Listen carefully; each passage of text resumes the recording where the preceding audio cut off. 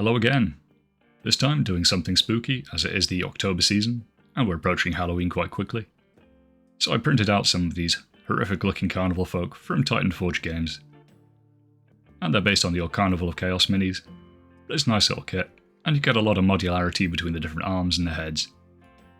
But you get some of these kind of horrible disease afflicted clowns and acrobats. They look like they'll be good fun to paint. And I don't have any system in mind in particular for these, but you could use them in Turnip, or something like Morkborg if you play that. One of the nice parts about Titanforge is they seem to have got the modularity down between all the different kits, so you get the heads on a ball joint, and the arms as well. So you don't get like a weird seam, but you can almost completely mix and match the weaponry and heads between all the models.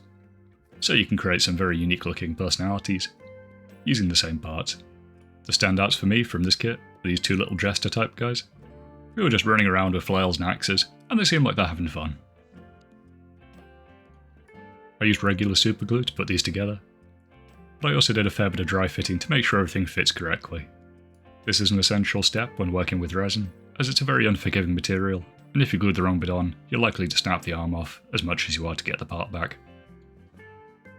For the bases, I used two mixes of Vallejo ground texture paste, starting off with the earth texture, which is a bit finer, and putting down a layer of that.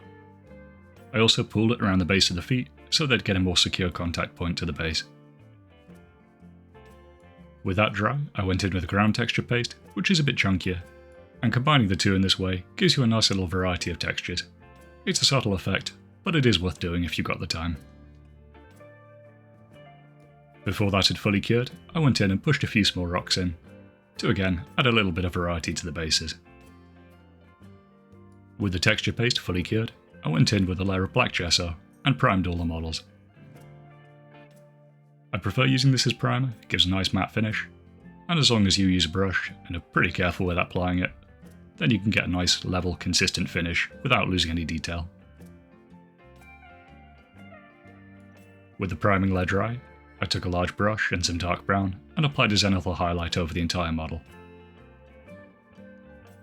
The paints I'm using are from AK Interactive, as they give a really nice matte finish, and they're very heavily pigmented, which helps when working with vibrant colours. Following up from the dark brown, I took a paler tan colour, and did a zenithal highlight just on the top parts of the model. This gives us some nice values on which to put the rest of the paint on later. Starting off with the skin sections, I went in with a pale rose, and applied over all the exposed flesh, putting it straight on over the darker browns, so it has slightly higher contrast and it'll appear paler and a bit more reflected.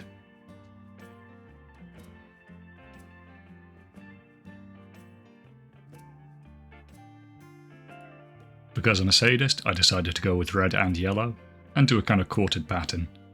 So on most of the cloth sections, painting half of it red, then immediately leading that into a yellow colour, on an exact 50-50 split, while alternating the colours along the sleeves and the trouser legs.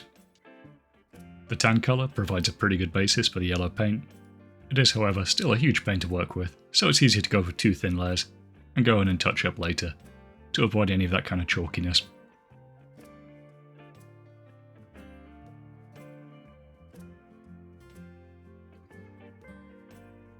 To add a third accent colour, I opted for a cool blue, so it does break up the warmer colour palette.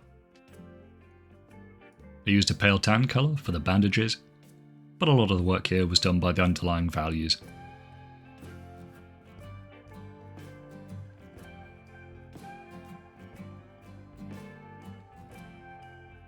Then mixing in a bit of white paint, so I could do the ruffs and the frills on the various models. Working up to pure white, so I could hit just the tops of the frills, and get a bit of the banding visible. At this point everyone's still a bit too clean, so they got a very watered down light wash, made of tenebrous brown, diluted heavily. This went over the entire model, and gives it a nice level of grime, while also bumping up the contrast. Afterwards I bumped up a few of the colours again, such as the wood grain on the shields, and some of the clothing. Moving on to the dentistry, I took a bleached bone style paint, and started picking out the individual teeth.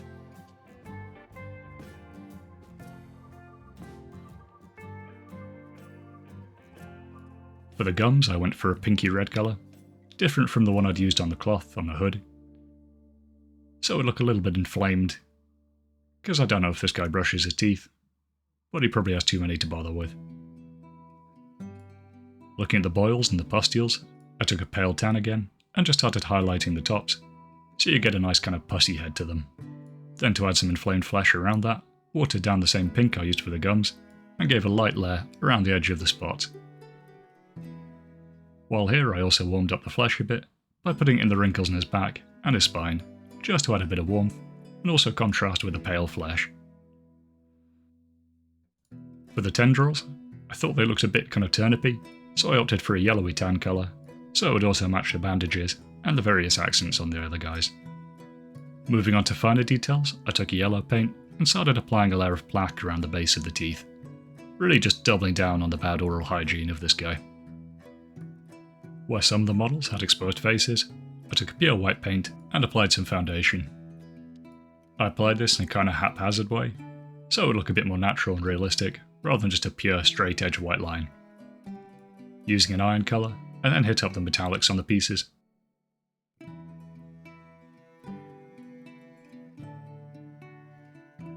Moving on to some griming up, I took some greenish brown and applied it primarily in the pools and the skin folds of the models, so you just get some disgusting kind of grossness around them.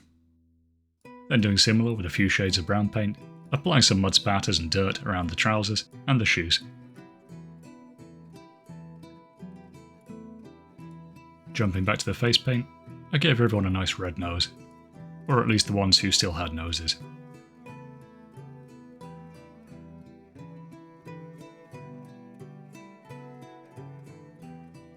For the bases, I took a tan brown and gave a very light dry brush just to pick out the detail, as it already had the dark brown dry brush from earlier. Using a rust-coloured kind of orangey brown paint, I went in, diluted it, and applied it over the metallics so it would naturally pool in the crevices and give a nice rusty effect. I opted for a light green on the rims of the base, so it would kind of lighten the models up and make them appear a bit brighter. For the very final touch, I took a few light green tufts and applied them around the bases. So again, matches the rim colour and lightens the models up some. With the last of the tuft secure, those models are now done. So yeah, just a nice little side project. They're fun to paint, and they might turn up in a game or two. I've not decided yet. But anyway, thanks so much for watching, and I hope to catch you next time.